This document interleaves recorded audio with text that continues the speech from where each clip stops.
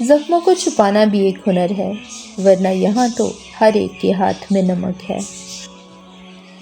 جو تمہارے پاس مال ہے اس میں سے 10% صدقہ دو، غریبوں مسکینوں کو کھانا کھلانا شروع کر دو، دولت بارش کی طرح برسے گی۔ ایک بہت بڑی تعداد ایسے لوگوں کی بھی موجود ہے جن کو سب کچھ سمجھ آتا ہے، بس کسی کے احساس کی سمجھ نہیں آتی۔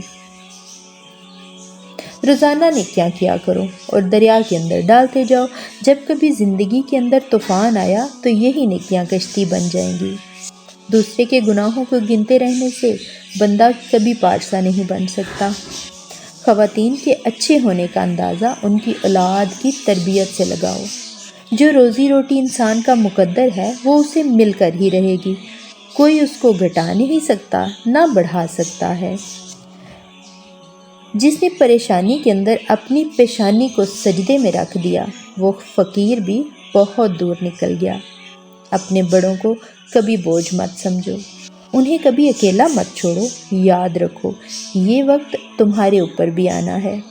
تمہارا اللہ پاک کی رضا میں راضی رہنا رب کریم کا تم پر راضی ہونے کا اشارہ ہے۔